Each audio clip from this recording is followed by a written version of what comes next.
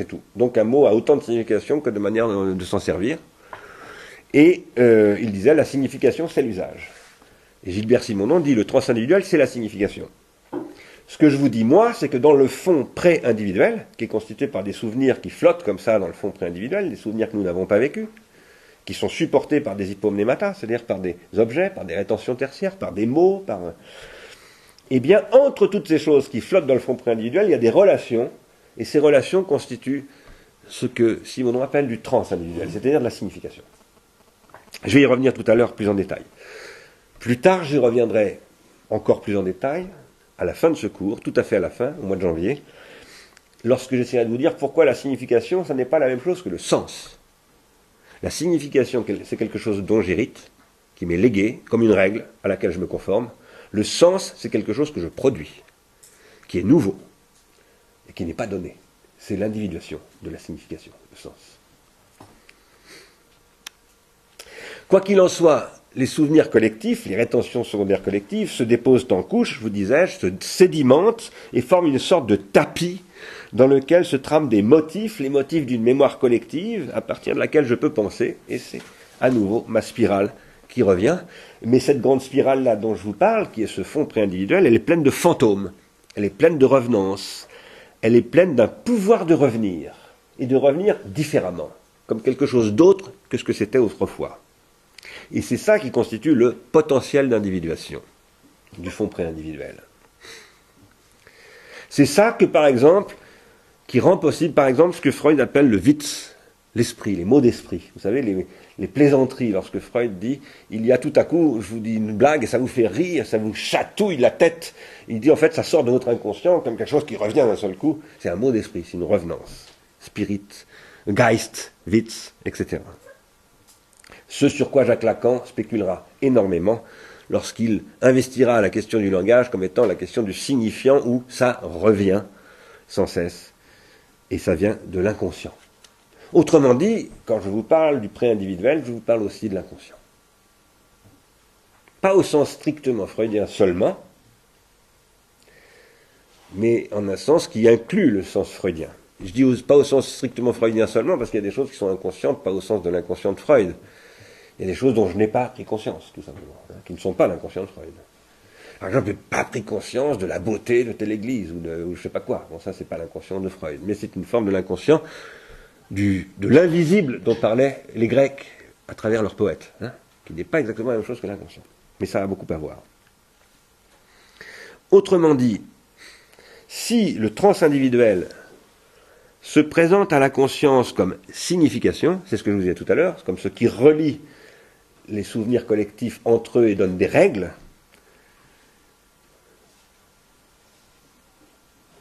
en tant qu'il est aussi le pré-individuel, ce transindividuel, quand il est dans sa modalité pré-individuelle, si je puis dire, reste inconscient. Et dans cette mesure, il est porteur non seulement de signification, mais de sens, d'un sens potentiel.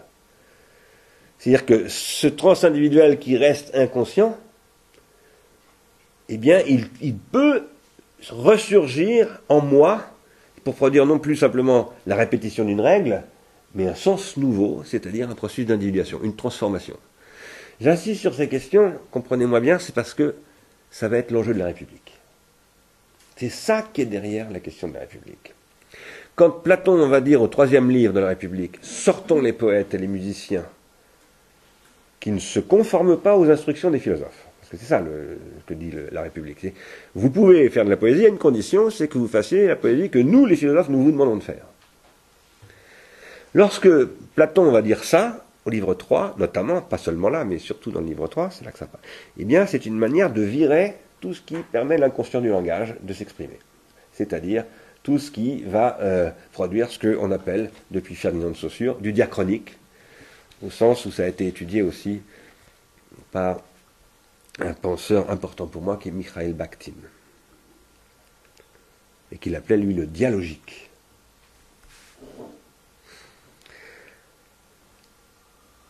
Alors, le pré-individuel, c'est ce qui contient un potentiel d'individuation, disais-je, qui est capable de s'individuer. Le pré-individuel c'est ce grand machin, contient un potentiel d'individuation qui est capable de s'individuer à travers ces petits machins, c'est-à-dire qui sont des individus psychiques, si vous voulez, petites structures spirales qui sont nous, par exemple. Parce qu'il y a dans les relations de renvoi entre les rétentions secondaires collectives, entre les souvenirs, qui peuvent être des objets, qui peuvent être des mots, qui peuvent être des livres, qui peuvent être tout ce que vous voulez, des incompatibilités, vous disais-je tout à l'heure, hein, des problèmes à résoudre, ce que Simondon appelle des déphasages. Simondon dit, il faut comparer ça, cette structure-là, à une soupe cristalline. Vous savez ce qu'on appelle une homère en cristallographie. Une homère, qu'est-ce que c'est? Vous connaissez tous ça, parce que vous avez tous étudié ça un jour en physique, c'est une des premières expériences qu'on fait en chimie, plus exactement à l'école. On dissout du sulfate de soude. Vous avez fait ça? Vous avez dissolu du sulfate de soude, non? Non? C'est parti. On prend du sulfate de soude, on agite, on prend un agitateur, on le fait fondre dans l'eau et on sature l'eau. Et une fois qu'elle est bien saturée, on met une goutte de soude, ça cristallise. C'est-à-dire qu'on retrouve des cristaux. D'accord? Ce qu'on appelle un précipité. Bon. Simondon nous dit, le fond préindividuel, il faut le regarder comme une homère de ce type-là. C'est-à-dire que c'est chargé d'un potentiel de cristallisation qui n'est pas actualisé. Il faut que quelque chose se produise pour que la cristallisation ait lieu. Et quand ça cristallise, c'est frappant. C'est ce qu'il appelle une prise de forme. C'est frappant. D'un seul coup, incroyable! Toutes sortes de machins qui apparaissent dans l'eau. Bon. Eh bien, les gens qui s'individuent font cristalliser du potentiel d'individuation. D'accord? Comme de la soude, du sulfate de soude, pardon. Je dis sulfate de soude, je dis des bêtises, excusez-moi, du sulfate de cuivre, pas du sulfate de soude. Sulfate de soude, ça ne veut rien dire. Du sulfate de cuivre. Pour que ce fond préindividuel puisse se transmettre d'abord et ensuite s'individuer, il faut des rétentions tertiaires, par exemple, ces silex taillés, qui sont des supports de mémorisation externe, que j'appelle aussi des pharmacas. Par exemple, ce pharmacone-là, c'est un texte, ça, c'est de l'écriture. C'est l'écriture, vous le savez, je vous l'ai déjà montré 3 ou 4 fois, de la République. C'est le premier manuscrit qu'on connaisse de la République, le plus ancien. Mais ce sont aussi, comme nous disait Bailly, les Hippoménatas sont des monuments. Par exemple, cette ville que je vous ai déjà présentée, c'est Persépolis, bâtie en 582 par, comment s'appelle-t-il, Darius, etc., etc. Et ces rétentions tertiaires, non seulement s'inscrivent dans l'espace, mais elles font l'espace. Elles font qu'un espace n'est plus seulement un espace, mais un monde. Vous voyez bien que c'est un monde, ça. Pour ça, d'ailleurs, que Caroline m'a dit, si on pouvait y aller, là-bas, à Persépolis. C'est pas facile en ce moment. Ce monde constitue un espace public, ou plus ou moins public. Ça peut être aussi le monde du fétiche. Ça, c'est le monde de l'Afrique centrale. Ça peut être le monde du 19e siècle, je vous l'avais montré, hein, une relique de cette Alexis de Tocqueville, hein, penseur de la démocratie américaine. C'est les cheveux de Tocqueville, ça. Ou bien ce fameux Saint-Suaire du Christ. Ce sont toutes ces choses qui constituent un espace tel qu'il est chargé d'un potentiel d'individuation. Et qu'est-ce que c'est que ce potentiel d'individuation? Eh bien, c'est le temps. C'est-à-dire que ce que je suis en train de vous décrire là, ça ouvre un espace que Heidegger appelle un monde. Heidegger dit un espace, c'est toujours un espace habité pour nous, ça s'appelle un monde. C'est pas simplement l'espace géométrique, c'est chargé de choses, c'est du symbolique, c'est tout ce que vous voulez. Et ce symbolique, il est lui-même surchargé de temps. Il est explosif d'ailleurs en tant que tel. Le temps, c'est toujours une sorte de bombe. Le temps ne se produit jamais. Je ne parle pas du temps qui passe là, du fait que ça fait maintenant plus d'une heure que je parle. Oui, c'est vrai aussi. Mais c'est pas seulement ça. Il y a ça fait plus d'une heure que je parle, puis vous avez chaud, moi aussi, mais il y a aussi le fait que peut-être il se passe quelque chose en ce moment, pendant cette heure où je vous parle, et que peut-être il y a de l'individuation qui se produit. On va y revenir. Pour clarifier tout ce que je viens de dire, il faut parler plus en détail des rétentions secondaires collectives et dire pourquoi j'appelle ça, non pas simplement des souvenirs collectifs, mais précisément des rétentions secondaires collectives. Qu'est-ce qu'une rétention secondaire ? Qu'est-ce qu'une rétention tertiaire également? J'ai employé ce mot-là aussi. Eh bien, pour y répondre, il faut d'abord se demander ce que sont les rétentions tout court, et en particulier les rétentions primaires et les rétentions secondaires, qui ne sont pas collectives, mais qui sont des rétentions secondaires psychiques, et aussi ce que sont les protensions. Tous ces mots viennent de Husserl, qui lui-même les utilise pour, en quelque sorte, transcrire ou reformuler des questions que vous trouverez dans les confessions d'Augustin. Donc ce sont de vieilles questions.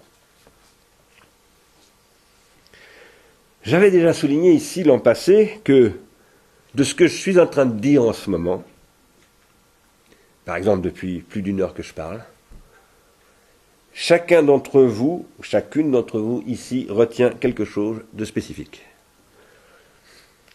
Y compris moi d'ailleurs.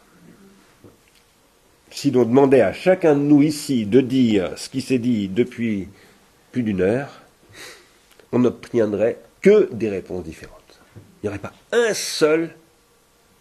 une seule réponse qui serait semblable. La seule manière d'obtenir une réponse semblable, ça aurait été d'allumer des magnétophones et de faire, oui, là, les magnétophones, ils retiennent tous la même chose. Mais vous, non. C'est ça le problème de la rétention.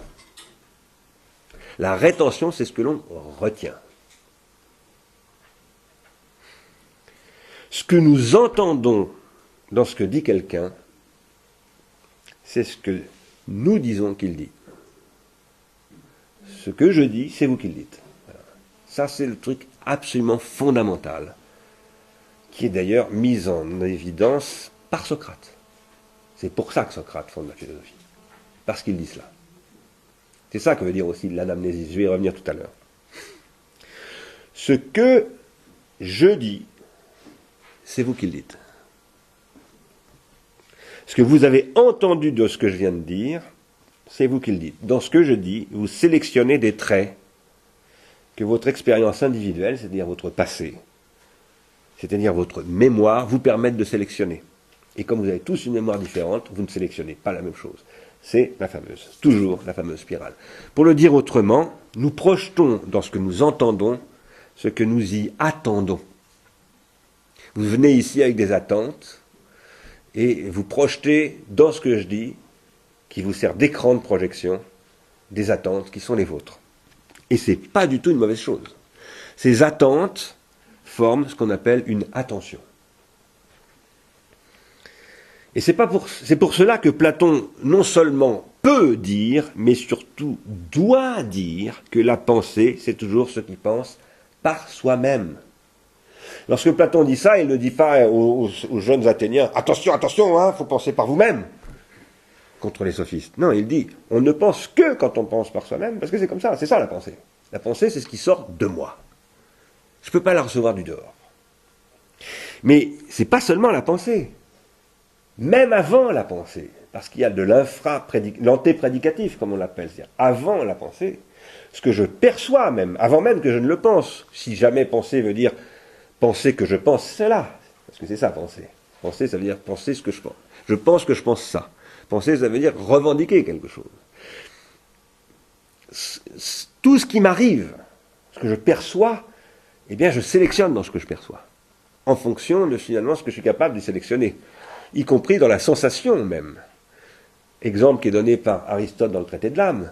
Imaginez qu'il fait moins 10 dehors, là, ou moins 15, et que vous venez, comme je viens de le faire, à vélo. Vous allez vous passer les mains sous l'eau pour voir les mains, l'eau va vous paraître chaude. Imaginez maintenant qu'il fait 40 dehors, et vous passez vos mains sous l'eau, et la même eau, elle va vous paraître glacée. D'accord ? Donc ça veut dire qu'en fait, il n'y a que du rapport. Et ça n'a pas d'intérêt de savoir ce que c'est que le froid. Le froid, c'est rien du tout. Ce qui est, c'est un rapport à ce qui est froid, chaud, etc. D'accord ? C'est pour ça que la question de l'être n'est peut-être pas si importante que cela. Malgré tout le respect que je dois à Socrate, Platon et Aristote, et Heidegger, je respecte moins. Ce qui nous vient du dehors ne peut nous atteindre qu'en passant par ce que Emmanuel Kant appelle notre sens interne. Et ça, c'est le temps. Le temps n'est autre chose que la forme du sens interne, c'est-à-dire de l'intuition de nous-mêmes et de notre état intérieur, dit Kant. Et tout ce qui nous arrive dans notre état intérieur. Si j'avais le temps, je vous montrerais que ça veut dire qu'il n'y a pas d'extérieur. Enfin, autrement dit, que le problème n'est pas intérieur-extérieur. Mais ça, on ne va pas prendre le temps de parler de ça maintenant.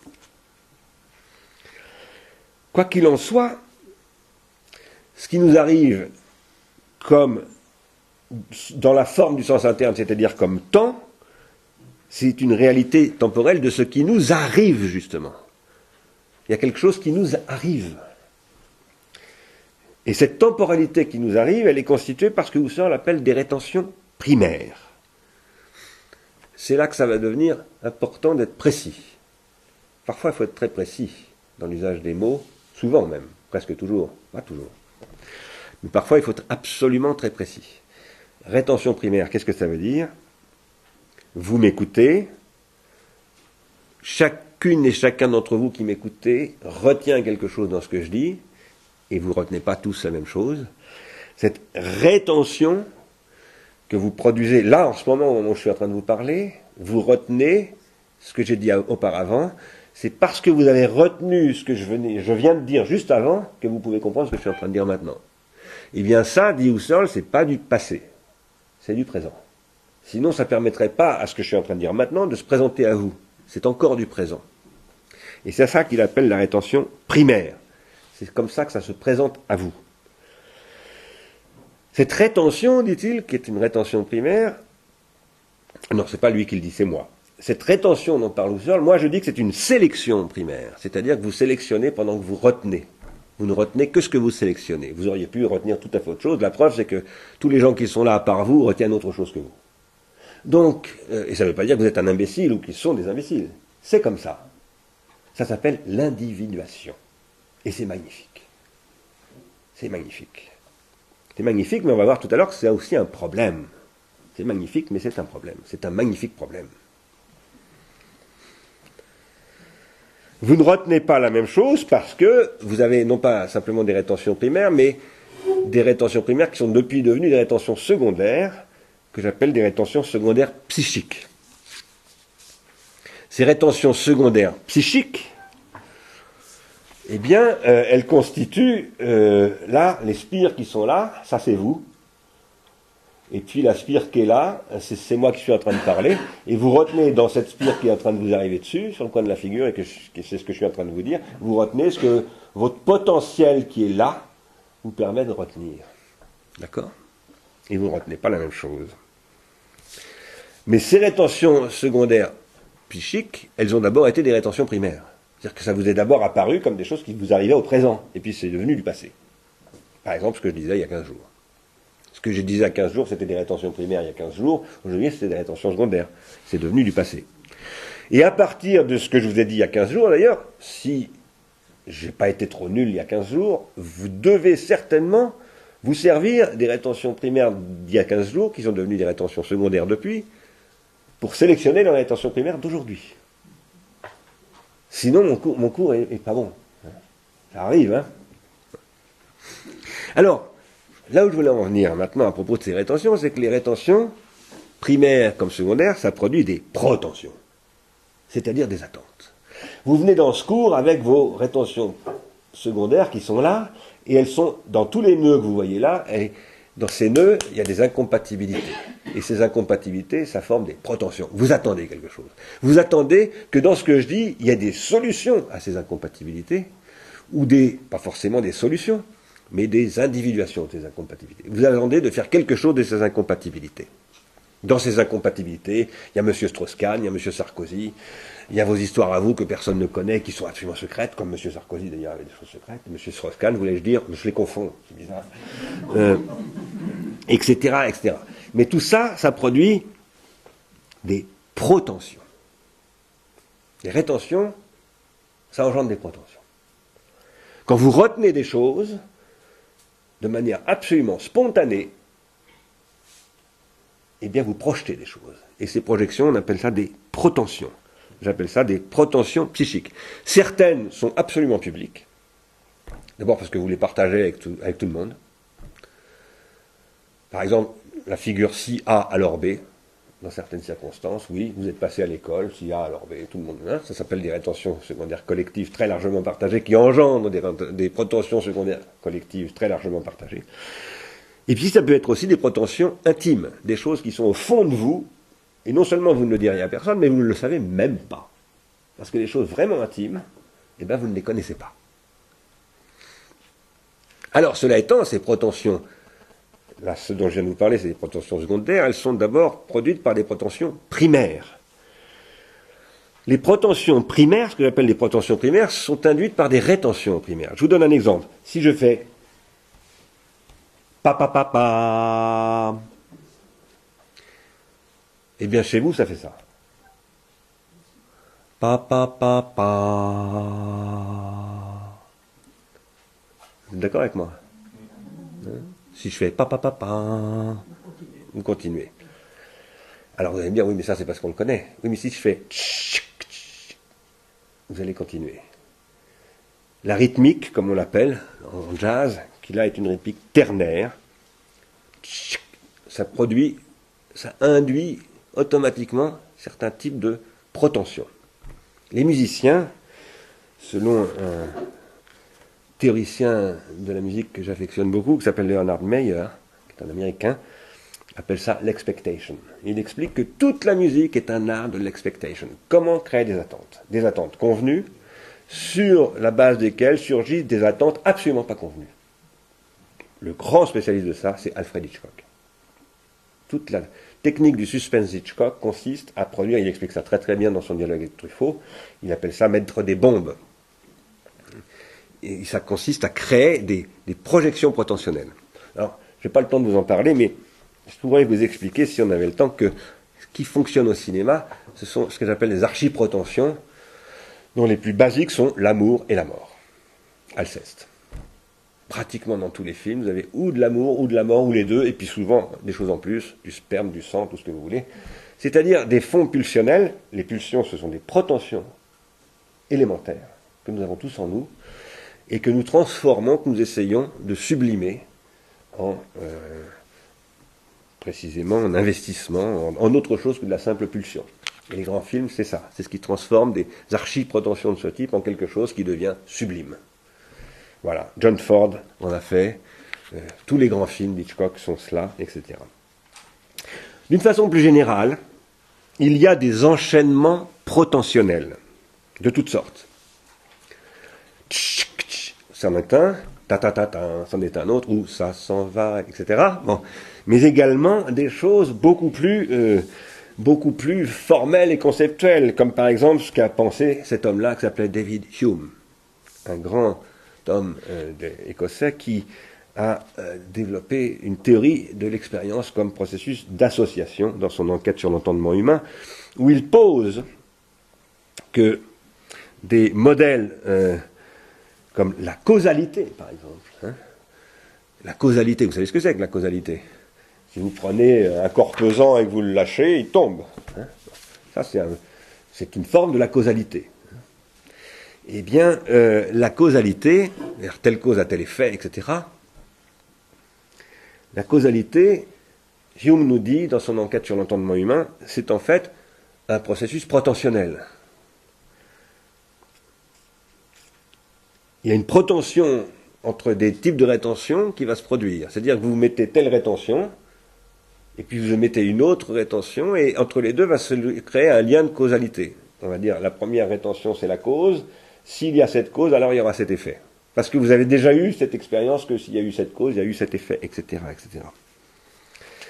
Ça, c'est une protension qu'on appelle la catégorie de la causalité chez Kant, mais plus généralement, Kant en parle, pas dans le sens de Hume d'ailleurs, lui il considère que c'est une protension, ce qu'il appelle une structure a priori, une catégorie a priori. Ne rentrons pas dans ce débat-là, mais plus généralement, les implications logiques du type si x alors y, ce sont aussi des formes protentionnelles que nous portons en nous. Je vous parle de tout cela pour une raison très précise, et on va bientôt s'acheminer vers la conclusion.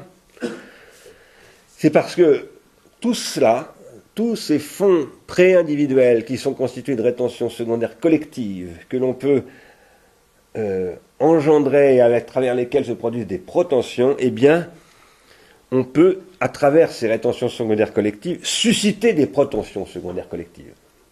On peut susciter des protensions secondaires collectives, c'est-à-dire faire que des gens attendent tous la même chose. Le Messie, François Hollande, je ne sais pas quoi, à partir de leur rétention secondaire collective, c'est-à-dire en agençant leur rétention secondaire collective. Mais, et c'est ça qui m'apporte surtout, on peut faire en sorte aussi,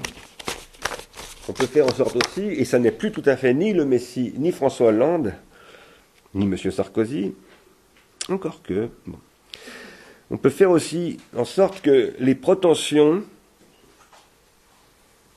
qui vont être engendrées soient engendrées par des rétentions secondaires collectives qui sont reliées entre elles d'une manière tellement systématique, de manière tellement inamovible, qu'elles sont des relations sans jeu, c'est-à-dire qu'il est impossible d'interpréter, qu'on ne peut que répéter mécaniquement, telles quelles, et qui vont donc engendrer des protensions secondaires collectives tout à fait identiques, qui vont faire que, par exemple, finalement, bah oui, vous allez peut-être, à la limite, vous allez peut-être dire, je vous demande, qu'est-ce qu'on dit depuis une heure, vous allez peut-être tous écrire la même chose.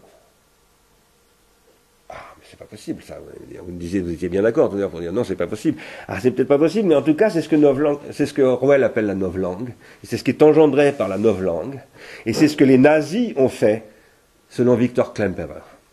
Et c'est ça qui a fait que le Führer a été plébiscité par 90% des Allemands. Le manipulateur en chef des rétentions secondaires collectives s'appelait Goebbels. C'est lui qui a piloté tout cela, c'est ce que raconte Klemperer dans ce livre. Et il n'est pas inimaginable de considérer que finalement, il y a quelque chose à voir avec cela. C'est-à-dire que, en effet, on se dit tous, mais comment ça se fait que la société soit autant crétinisée? Eh bien, ça a peut-être un certain rapport avec nos rétentions secondaires collectives contemporaines qui me permettent que toutes mes attentes soient ma dose de coca et de TF1. C'est-à-dire que mon cerveau disponible est effectivement, en tant qu'il est tramé de rétention secondaire collective, complètement conditionné. Comment est-ce qu'on peut manipuler les esprits à travers les rétentions pour produire des protensions? Car c'est ça, manipuler les esprits. Manipuler les esprits, c'est produire des protensions. C'est-à-dire des désirs qui ne viennent pas de celui qui a ces désirs, mais de quelqu'un qui le lui a fait adopter. Il y a beaucoup de manières, évidemment, de faire cela. Et ce que ça produit, ça, c'est le court-circuit du fait d'entendre par soi-même. C'est-à-dire que je vous disais tout à l'heure, ce que je dis, c'est vous qui le dites, mais tout à coup, c'est plus vous qui le dites. Vous n'êtes plus que des marionnettes comme le Pinocchio que j'avais montré au début de ce cours, et qui vous n'entendez que ce qu'on vous avait dit qu'il fallait entendre. C'est-à-dire que vous êtes ventriloqué. Cette ventrilocation qui va vous empêcher de penser par vous-même, il y a plusieurs manières de la produire. Par exemple, la première consiste à standardiser toute votre rétention secondaire. On va vous faire adopter à tous les mêmes rétentions secondaires. On va produire en vous des rétentions secondaires collectives qui vont tendre à se substituer à vos rétentions secondaires psychiques, c'est-à-dire qui vont progressivement effacer votre propre vie et la remplacer par des modèles qui ne sont pas les vôtres, mais qu'on vous a fait adopter. Par exemple, en vous disant qu'il faut faire confiance aux soldats allemands. Cette affiche a été affichée ici, dans toute la France, par des Français. Et pas simplement par des Allemands, qui eux-mêmes avaient été conditionnés. Ou encore, on va vous conditionner au sens fort, au sens où Pavlov, ça c'est l'expérience de Pavlov, va produire du conditionnement, et ça marche aussi sur nous, le conditionnement. Il ne faut pas croire qu'on peut y échapper. Chez nous, ça prend la forme de l'expérience de Milgram, c'est-à-dire comment amener quelqu'un à tuer quelqu'un d'autre en arrivant à lui faire croire qu'il faut le faire absolument, etc., que c'est l'autorité qui le veut. Et bon, si Libération a fait ce titre, c'est parce qu'un film a été produit auquel j'ai participé qui essayait de montrer les effets de cette expérience de Milgram aujourd'hui avec la télévision d'aujourd'hui, dans une émission qui s'appelait Le jeu de la mort, voilà. Où là on voit quelqu'un, c'est vraiment quelqu'un qui, il envoie 350 volts dans la personne qui est là, voilà. Et sans hésiter. Pardon ? Il croit le faire. Bah oui, il ne le fait pas en réalité, mais il croit le faire. Donc c'est ça la question. Mais c'est aussi la publicité en général qui est une forme du conditionnement. Il n'y a pas besoin d'aller chercher 1000 grammes, etc. Bon, et qui prend parfois des dimensions, parfois de plus en plus des dimensions un peu lourdes, un peu lourdes. Alors la deuxième grande façon de manipuler les esprits, ça passe par la prise de contrôle du langage. Et par la diffusion d'une langue qui devient, parce que les relations entre les mots sont très très fortement contrôlées dans la manière de les utiliser, massivement, constitue ce qu'on appellera une idéologie. C'est très proche de ce que disait Klemperer, mais ça a pris des formes plus récemment dans un livre comme celui-là, par exemple, qui sont appelés la pensée unique. Et la pensée unique, on en a beaucoup parlé il y a une dizaine d'années.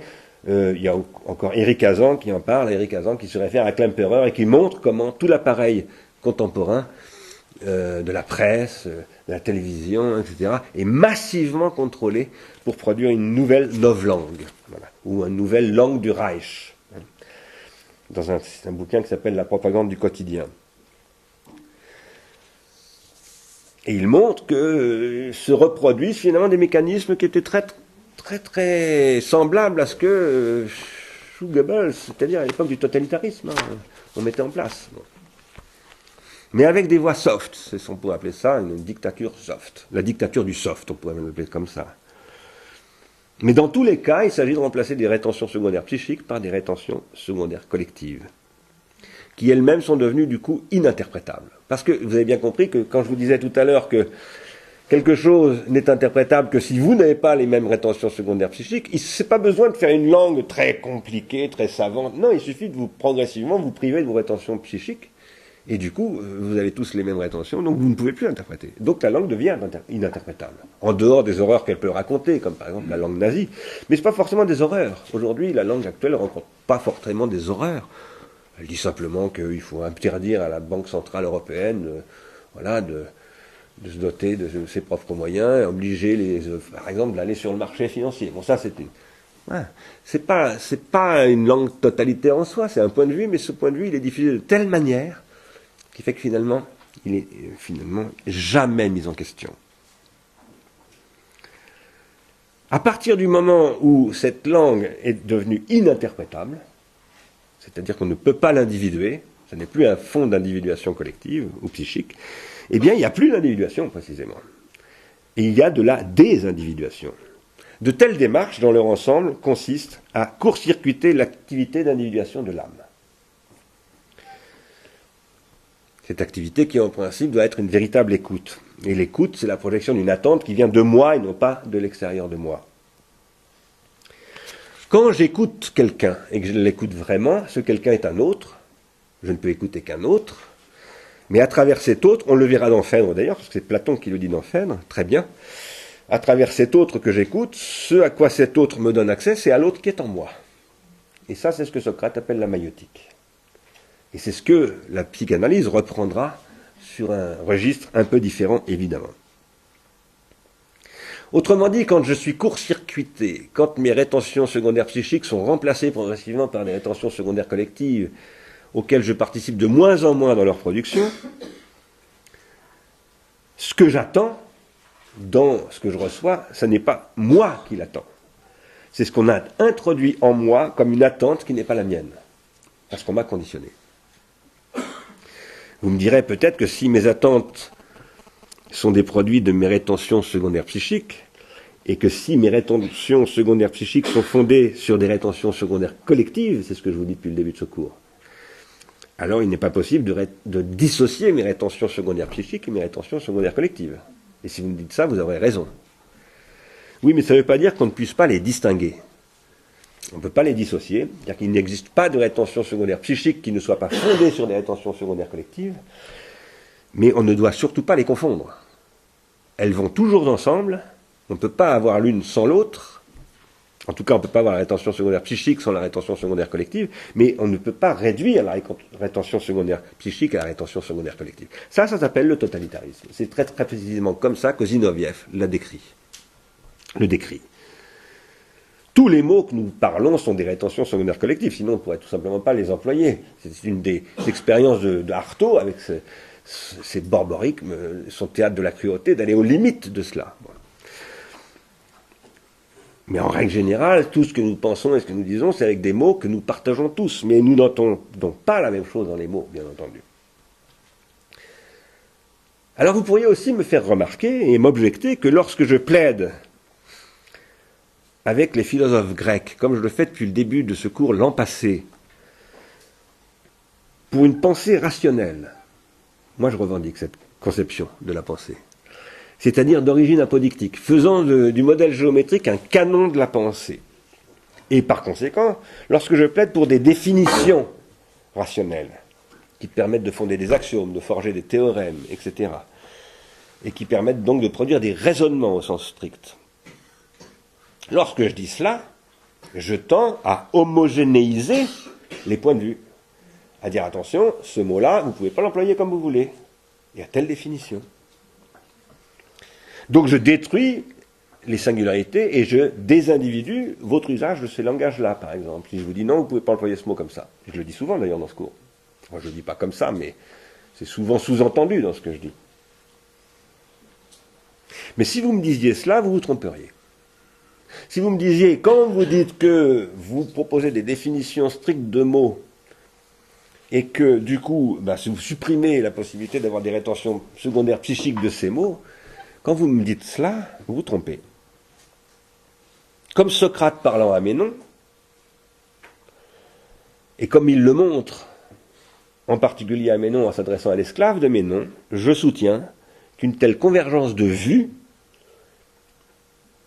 est possible, qui fait qu'on va s'entendre sur une définition, mais que le problème, c'est pas qu'on s'entende sur une définition qui ferait qu'on n'aurait plus de rétention secondaire psychique à nous, non.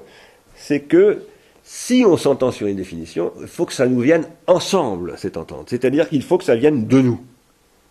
Si nous nous entendons à reconnaître, par exemple, dans la démonstration du théorème de Pythagore, que oui, ça s'impose comme une évidence, eh bien, si nous nous y entendons, il faut que ça vienne de nous. Il faut que nous soyons capables de démontrer le théorème. Sinon, c'est plus du tout de la géométrie. C'est de tout ce que vous voulez, mais c'est pas de la géométrie. Alors moi, je ne dis pas qu'il faut réduire toutes les formes de pensée au modèle de la géométrie. Ce que je dis, c'est que le modèle de la géométrie constitue le canon, au sens où Spinoza en parle, de toute pensée, c'est-à-dire un idéal de cohérence. Lorsque la convergence entre les définitions d'un mot, et moi j'espère qu'à la fin de ce cours on sera d'accord pour dire oui, en gros, la poésie tragique grecque, en gros c'est ça. Ce qui se joue entre Phèdre et la République, en gros c'est ça. Donc si je fais ce cours, c'est bien pour qu'on arrive tous à un moment donné à nous transindividuer autour de ce que j'appellerais dans un langage moderne des attracteurs qui fassent que nous nous co-individuons, en nous co-individuant, nous transindividuons quelque chose, c'est-à-dire que nous produisons de nouvelles significations. Il faut que, pour que ça se produise, il faut que la convergence vienne de moi et qu'elle vienne de vous, et qu'elle advienne aussi en vous. Si ce que je suis en train de dire, vous ressortez d'ici en le répétant, en n'y ayant strictement rien compris, c'est une catastrophe pour moi. Je préférerais que vous n'y ayez rien compris, mais que vous n'en parliez pas. Ou je préférerais que vous n'ayez rien compris, mais que vous disiez que vous n'avez rien compris, ou que vous disiez, je ne suis pas du tout d'accord avec ce que dit ce mec-là, mais si vous répétez ce que je dis et que vous ne l'avez pas compris, c'est catastrophique. C'est absolument catastrophique. Parce que ça veut dire qu'on ne s'est pas individué correctement ensemble. Lorsqu'il y a de la co-individuation, ce qui ne veut pas dire qu'on va interpréter tous la chose de la même manière en plus, hein. Ça veut dire qu'on va avoir tous le même fond pré-individuel d'interprétation. C'est pas du tout la même chose. Et après on va réinterpréter.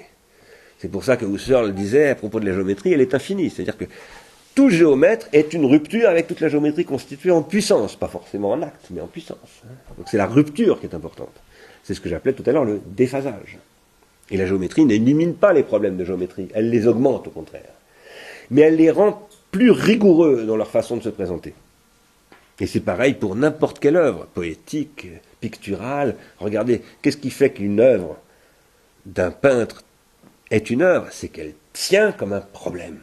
Un problème est rigoureusement posé. Voilà, c'est ça une œuvre.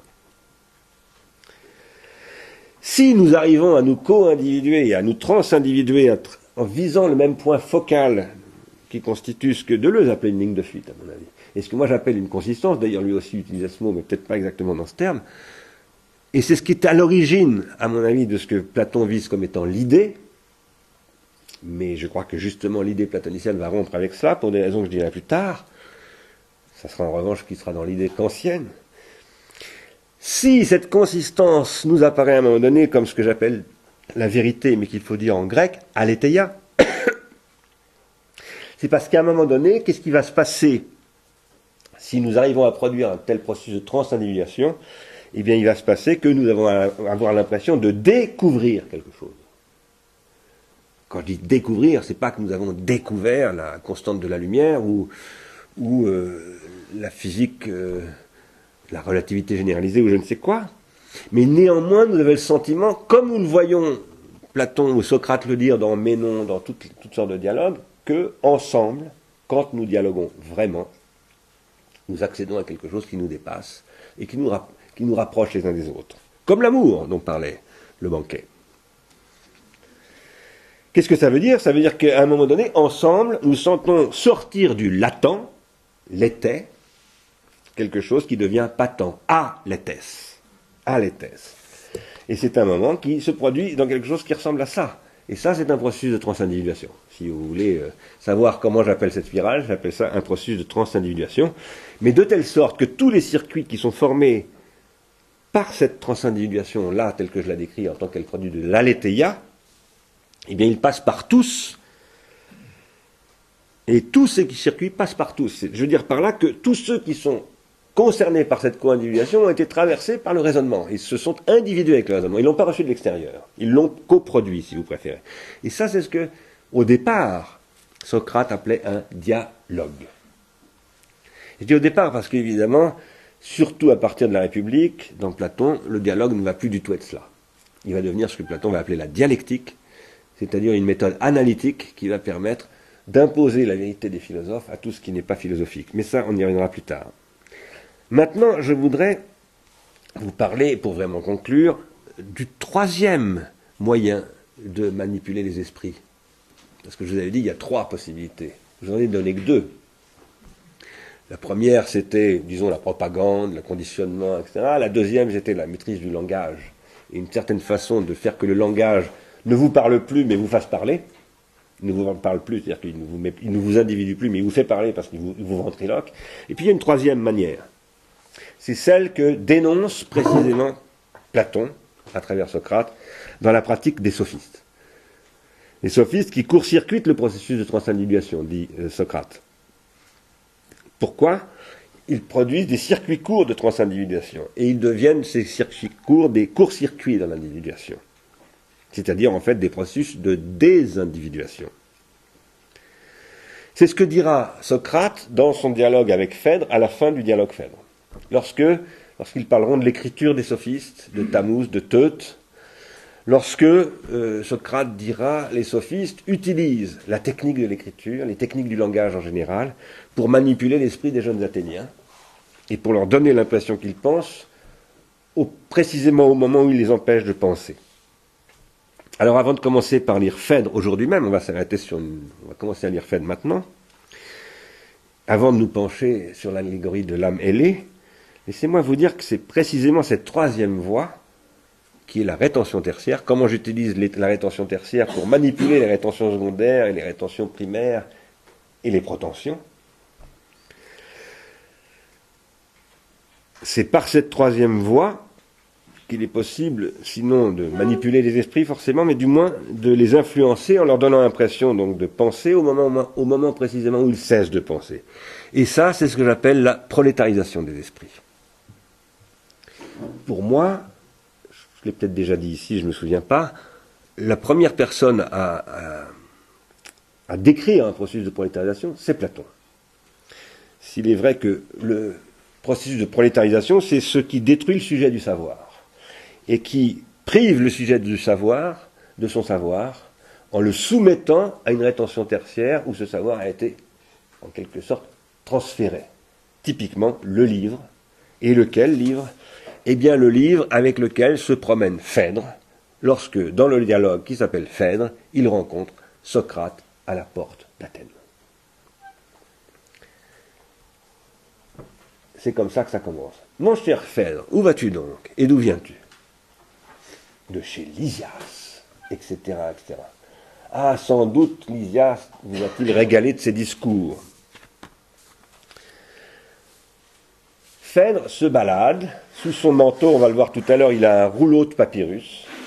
Pour le moment, on ne le voit pas parce qu'il le cache sous sa toge. Et sur ce rouleau de papyrus est écrit un discours, ce discours est de Lysias, c'est un discours sur l'amour. Donc Phèdre vient d'aller écouter Lysias, un grand sophiste, qui lui a parlé d'un sujet qui intéresse beaucoup Socrate, dit Phèdre. Phèdre dit à Socrate, justement Socrate, c'est un sujet qui t'intéresse, car il sait... Pourquoi est-ce qu'il l'intéresse? C'est sur l'amour, et dans le banquet, Socrate a beaucoup parlé de l'amour. Il s'est trouvé, je ne sais comment, que l'entretien avait trait à l'amour. Lysias a précisément écrit une tentative de séduction faite sur un joli garçon, mais non par un amant, et il soutient qu'il faut accorder ses faveurs à celui qui n'aime pas plutôt qu'à celui qui aime. Donc il s'agit de l'amour. Socrate dit à Phèdre, tiens j'ai oublié Phèdre aimerait bien savoir réciter ce discours par cœur. Il aimerait pouvoir réciter de mémoire ce discours produit par le plus habile écrivain, logographe dans le texte grec, logographe, c'est-à-dire écrivain du logos, celui qui transcrit sous la forme du logos, le plus habile logographe de nos jours.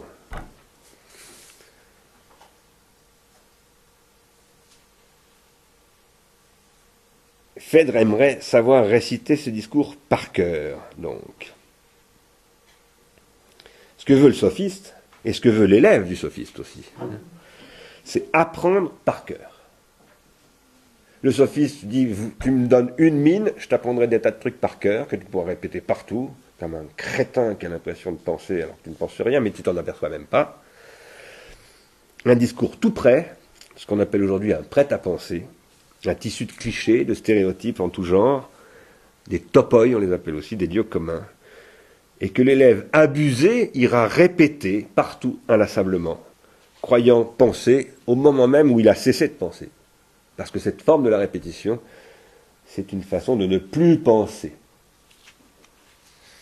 C'est ce que dit ici Socrate. Il dit, tu vas pas te contenter de l'écouter qu'une fois, tu vas le répéter, et tu vas t'y prêter complaisamment. Au fait, si je ne connais pas Phèdre, je ne connais pas moi-même, je connais l'un et l'autre. Je suis sûr qu'en entendant un discours de Lysias, mon homme, c'est-à-dire Phèdre, ne s'est pas contenté de l'entendre une fois, mais à plusieurs reprises, il a prié de le répéter, et l'autre s'y est prêté complaisamment, etc., etc. Cela même ne lui a pas suffi, il a fini par prendre le cahier, c'est-à-dire le pharmacon. On va voir bientôt que c'est le pharmacon, l'écriture. Qu'est-ce que ça rend possible, ça, cette écriture, ce pharmacon, ce cahier, cet artifice?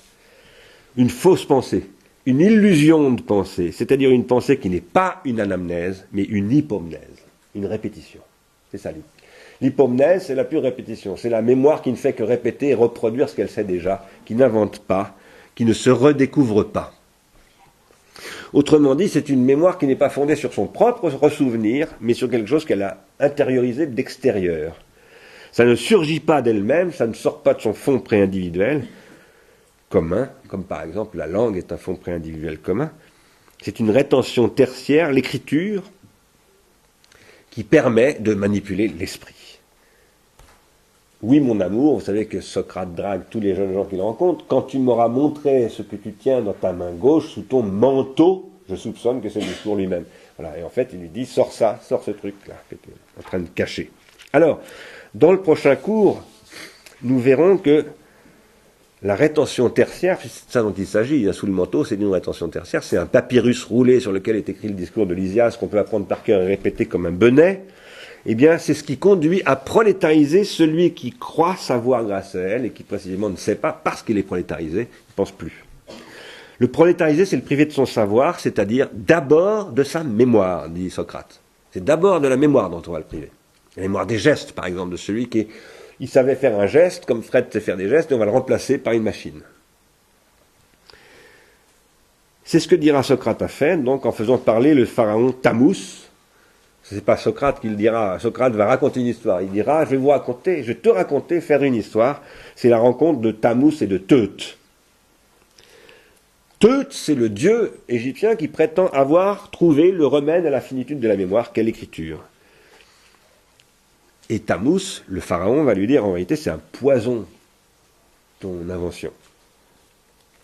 Cette logique empoisonnante du pharmacone, qui constitue la troisième façon de manipuler les esprits, et on peut vraiment manipuler les esprits avec de la rétention tertiaire. Quand je vous montrais une télévision tout à l'heure, et même quand Socrate dit dans le 7e livre de la caverne, le 7e livre de la République, à propos de la caverne, qu'on se fait manipuler par ces spectacles, ce sont effectivement des possibilités de manipulation évidentes. C'est pas pour rien que les premiers grands studios ont été fabriqués, produits à Berlin, à Rome, enfin à côté, et en Union soviétique.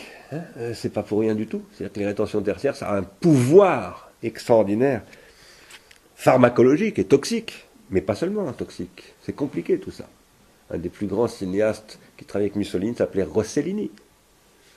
Et un des meilleurs amis de Rossellini, c'était le fils de Mussolini. Et Rossellini, c'est un très grand cinéaste. Ou encore, si vous regardez Intervista de Fellini, vous verrez que Fellini dit « Mais moi aussi, je suis allé à Cinecittà, j'ai fait le salut fasciste, etc. etc. » Tous les Italiens, pratiquement. Donc, c'est très compliqué. C'est du pharmacone. Ça, c'est ce que je vais essayer de dire contre Platon. C'est-à-dire que oui, le pharmacone est empoisonnant, mais oui, il est vrai qu'il détruit la mémoire elle-même, il peut la détruire, mais il est la condition de constitution de la géométrie, du droit, de la philosophie, etc. Donc, il va falloir reprendre le problème autrement. Si nous récapitulons tout ce que nous venons de voir sur ces façons de manipuler des rétentions pour pouvoir produire des protensions, parce que c'est toujours de ça dont il s'agit, nous voyons qu'il y a pour cela les trois possibilités suivantes pour ramasser ce que j'ai dit précédemment. Soit utiliser des simulacres, c'est un terme qu'emploie Platon précisément dans la République, comme par exemple des images ou des sons dans la caverne, pour produire des comportements grégaires, pratiquer des techniques de conditionnement, etc. Soit manipuler le langage, deuxième hypothèse, en éliminant toute possibilité de penser dans des mots dont les définitions n'ont pas été figées par des significations, ont été figées par des significations, et qui court-circuitent leur locuteur, et ça c'est la destruction de la pensée elle-même. Ou encore, il y a une troisième possibilité, c'est de prolétariser les esprits en les court-circuitant par les rétentions tertiaires. Ils sont des pharmacas, c'est-à-dire des hypomnématas dans le cas présent. Or ici, je voudrais remarquer trois choses pour vraiment m'arrêter là-dessus. Premièrement, d'une part, les simulacres sont ce que Platon va interdire dans la République, sauf pour ceux qui savent, les philosophes. Donc Platon dira, ah, les philosophes peuvent s'en servir, non seulement ils peuvent, mais ils le doivent. C'est très important, parce que sinon ils n'arriveront pas à contrôler ceux qui ne savent pas. Deuxièmement, Platon va, dans la République, et à mon avis c'est le profond enjeu de la République, va élaborer une politique du langage qui va consister à éliminer toute diachronicité. C'est pour ça qu'il dit les poètes dehors, etc. Mais pas simplement les pratiques poétiques et artistiques, ou même langagières, mais tous les symboles au sens général. Tout ce qui n'est pas philosophe sera interdit de produire des symboles, y compris des façons de vivre et de penser et de parler comme élever ses enfants, par exemple. Et Platon condamnera l'éducation des enfants par leurs parents. Il dira il faut les faire éduquer par le collectif, il faut les soustraire aux rétentions secondaires psychiques de leurs parents. Troisièmement, Platon va condamner les artefacts, les artifices, pas simplement les simulacres, mais je dis bien les artefacts, c'est-à-dire les techniques, les pharmacas, qui sont cependant, en tant qu'hypomnémata, les conditions de constitution de la loi de la cité. La loi de la cité, sans loi écrite, c'est plus une cité. Et qui constitue le fond pré-individuel politique dans sa totalité. Il va autrement dit nier purement et simplement la condition pharmacologique qui est le lot des mortels, en tant que précisément ils ne sont pas des immortels. Ce que je veux vous dire, c'est que l'enjeu pour Socrate, d'Amphèdre, de dire on va immortaliser les mortels, c'est de dépharmacologiser la situation des mortels. Et ça veut dire qu'à partir de là, on va déifier les philosophes. Parce que les philosophes vont devenir des espèces de dieux, afin d'être tout-puissants, dont l'âme est divine, comme dira Socrate d'Amphèdre. Et à partir de là, on va pouvoir dire que ce sont eux qui doivent gérer les affaires publiques et que les autres doivent se soumettre. Et ça va conduire à la figure du philosophe comme berger de l'être, qui conduit son troupeau. Le berger de l'être étant finalement ce qui conduit aussi à des catastrophes terribles, à des exterminations, ou encore à la réalisation horrifique des prescriptions de la République. Car ça, c'est une photo qui a été prise au Goulag, et ce sont des enfants des gens du Goulag qui sont éduqués par le Goulag. C'est une application de la République. Il n'y a pas de doute. Ce revirement terrible, si ce que je dis est vrai, ce revirement où le philosophe, tout à coup, va monter au ciel, tel un dieu vivant, pour aller voir la lumière, il va sortir de la caverne, monter au ciel, et pour quitter les leurres, les artefacts qui aliènent ceux qui sont dans la caverne pharmacologique, ce revirement commence dans Phèdre, dont je crois décidément qu'il ne vient pas après la République, mais bien avant la République. Que nous dit Phèdre à propos de l'âme ailée? Et pourquoi cette allégorie qui poursuit les questions ouvertes dans Ion, dans le Ménon et dans le banquet, mais en les transformant radicalement? Pourquoi cette allégorie? Qu'est-ce que cette allégorie? Cette allégorie de l'âme ailée est une inversion du sens de toutes les questions qui se posaient dans Ion, dans Ménon, dans le banquet et dans un certain nombre d'autres dialogues d'avant Phèdre. Je dis bien une inversion. Comme je l'avais dit il y a 2 semaines, tout ce qui était un rapport sol-sous-sol, c'est-à-dire je suis là, nous vivons en Grèce, sur la terre, et il y a la déesse en dessous de nous, et nous sommes habités par des dieux, des esprits, des daimones, etc. Et tout ça revient, et au-dessus de nous, il y a des immortels, mais chez nous, ça se passe en dessous. Eh bien, tout ce qui était dans un rapport à ce qui est dessous, maintenant va passer dans un rapport à ce qui est au-dessus. Cet au-dessus va devenir le ciel, c'est-à-dire qu'il n'y aura plus de dessous. Tout le fond de la déesse va disparaître. Pardon ? Je dis aussi le surciel. Et le surciel, bien sûr. Le ciel est ce qui est au-delà du ciel. Tout à fait. Reprenons les questions du banquet, ou les questions d'amour, de délire, de désir, vous vous en souvenez. Platon ajoute dans Phèdre que toute âme, en tant qu'elle est délirante, parce qu'il reprend le thème du banquet, c'est juste après, à mon avis. Tout reste très peu de temps après. Mais je pense, moi, qu'il a écrit le banquet, qu'il l'a relu, et qu'il s'est dit, oh là là, mais il faut que j'ajoute des trucs, parce que c'est dangereux, ce texte-là. Il faut que je précise. Si je précise pas, tout le monde va s'emparer de ce texte, ça va devenir incontrôlable, l'effet de ce texte. Donc il se dit, je vais écrire un complément au banquet, je vais appeler ça Phèdre. Oui, l'âme délire, bien sûr qu'elle délire, comme disait Diotima, mais ce qui délire en elle, c'est sa part divine.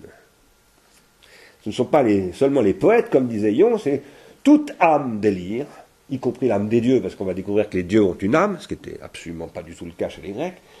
Et pour notre plus grande félicité, cette espèce de délire nous a été donnée. Et toute âme a une part, excusez-moi, c'est mon texte qui est complètement gribouillé, mais la nature de l'âme est divine et humaine. Voilà. Il y a une nature divine et une nature humaine dans l'âme, en tout cas dans nos âmes. Alors, quelle est la raison ici de cette précision? Qu'il y a une part divine, une part humaine. Elle est que là où Ménon disait que certains personnages là où Ménon disait que certains personnages qui s'y connaissent en matière de divin, les poètes, les prêtresses, les prêtres, etc., qui prétendent que l'âme serait immortelle, en se référant donc à un discours qui vient du dehors de la philosophie, qui est la mystagogie, la poésie, etc., là où le banquet séparait encore essentiellement les mortels et les immortels, comme on l'a vu tout à l'heure à propos d'Alceste, par exemple. Il faisait d'eux des inoubliables, des héros, mais pas des immortels. Maintenant, dans le Phèdre, Platon fait dire à Socrate que l'âme est immortelle. Toute âme est immortelle. Voilà, ce n'est plus... il y a des gens qui disent que, c'est maintenant une certitude, c'est plus précisément un dogme. Ce n'est plus quelque chose qu'on convoquait faute de mieux dans la mythologie, c'est quelque chose qu'on affirme comme la base de l'ontologie. Parce que ce qui est en train de fonder ici Platon, c'est l'ontologie, ce qui va devenir la science de l'être, dont la République est, dont le livre 7 de la République est la base fondamentale. Il y a quelque chose de divin dans l'âme, et c'est ce qu'il y a d'immortel dans l'âme. Cette chose immortelle dans l'âme, c'est son auto-mouvement. Alors je vois qu'il est vraiment tard, j'ai fait trop de matière, je suis désolé. Je vais m'arrêter là, parce que j'en ai encore un petit peu, mais ce qu'on verra, c'est que, on reprendra ça dans 2 semaines, ce qu'on verra, c'est que, à travers tous ces passages, eh bien, le mot aletheia va changer complètement de sens. On va voir que Platon, en faisant de l'âme quelque chose d'immortel, va opposer l'âme au corps. En opposant l'âme au corps, il va opposer l'être au devenir, le bien au mal, etc. Il va construire un jeu d'opposition, et non plus du tout une réalité complexe et pharmacologique, comme c'était le cas du monde tragique. Et il va transformer le sens de aletheia en orthotès, ce qui veut dire exactitude. Voilà, on va s'arrêter là. 10 minutes si vous voulez, pour prendre un peu le frais. Merci de votre attention.